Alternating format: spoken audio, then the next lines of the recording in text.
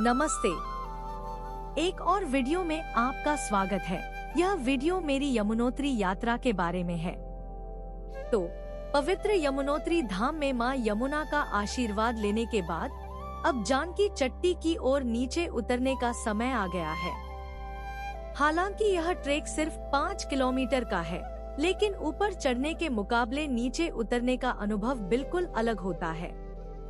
जैसे जैसे हम नीचे की ओर चलते हैं, हिमालय का शानदार नजारा हमारे सामने खुलता जाता है। हरे भरे पहाड़, घने जंगल, अनगिनत झरने और घाटी में गहराई से बहती हुई गरजती यमुना नदी। मानसून के दौरान पूरा इलाका किसी स्वर्ग जैसा लगने लगता है। हर पहाड़ पर हरियाली छा जाती है, घाटियों में बादल तैरते हैं और लगभग हर कोने से ताजी जलधाराएं बहती हुई दिखाई देती हैं। यहाँ की सुंदरता वाकई मनमोहक है। रास्ते का हर मोड़ किसी नए पोस्टकार्ड जैसा लगता है।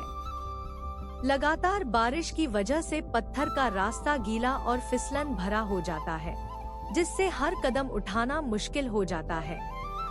ऐसे में धैर्य रखना बहुत जरूरी है, क्योंकि इन रास्तों पर जल्दबाजी करने से फिसलने और चोट लगने का खतरा रहता है। इस यात्रा के दौरान हमने एक बात गौर की कि यहाँ भीड़ बहुत कम थी।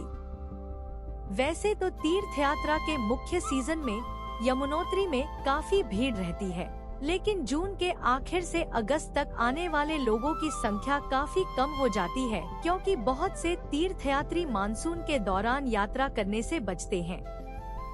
इसका मतलब है कि आपको ज्यादा शांत और सुकून भरा अनुभव मिलता है, जिससे आप भीड़ भाड़ के बजाय प्रकृति की आवाजों का असली मजा ले पाते हैं। लगातार हो रही बारिश से झरने और भी जोरदार हो जाते हैं, जिससे रास्ते भर अद्भुत नजारे देखने को मिलते हैं। पहाड़ों की ठंडी हवा, धुंध से ढकी घाटियां और ताजी हवा इस सफर को यादगार बना देती हैं। लगातार बारिश की वजह से पहाड़ों से ढीले पत्थर मेरे रास्ते पर गिर रहे थे। यह एक जबरदस्त याद दिलाने वाली बात थी कि हिमालय भले ही बहुत खूबसूरत है, लेकिन उसे कभी भी कम नहीं आंकना चाहिए। यही वजह है कि मॉनसून के दौरान यात्रा करने की सलाह आम तौर पर नहीं दी जाती, क्योंकि भारी बारिश से भूस्खलन और पत्थर गिरने का खतरा बढ़ जाता है।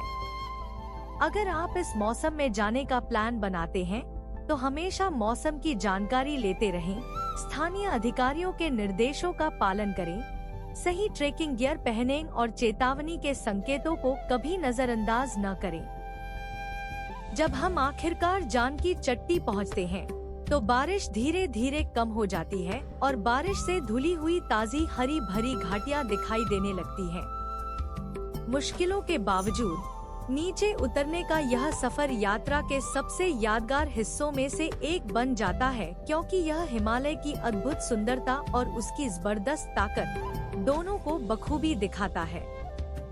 हर कदम हमें प्रकृति का सम्मान करने, सावधान रहने और उन अद्भुत नज़ारों की सराहना करने की याद दिलाता है, जो यमुनोत्री को भारत के सबसे खास तीर्थ स्थलों में से एक बनाते हैं।